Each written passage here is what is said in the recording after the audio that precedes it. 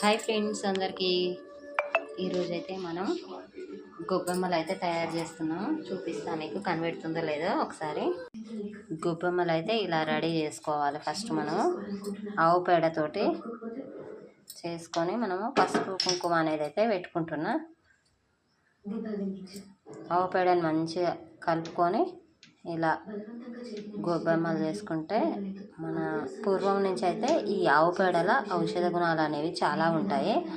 అందుకోసం అయితే సంవత్సరానికి ఒకసారి మనం ఇంటి ముందు ఆవు పేడని పెట్టుకుంటే చాలా అంటే చాలా బాగుంటుంది. మొత్తం ఇలా ఇవన్నీ ఇలా రెడీ చేసుకున్నాక ఇప్పుడు మనమైతే చిక్కుడాకులు తీసుకొచ్చుకొని వాటిని అయితే కడిగి ఇలా నవధాన్యాలు ఉన్నాయి కదా, నవధాన్యాలు అయితే వేసుకోవాలి. మీకు చూపిస్తా. రెడీ చేసినవి ఇలా పెట్టేసిన చూడండి. ఇంకా మనమైతే ఇందులో నవధాన్యాలు, పసుపు, కుంకుమ, రేగి పళ్ళు ఇలా చిక్కుడాకులో పెట్టి పెడితే బాగుంటుంది. నేనైతే ఈరోజు ముగ్గులా వేసిన చెరుకు గడలు, భోగికొండ చూసారా ఎలా ఉంది ఫ్రెండ్స్.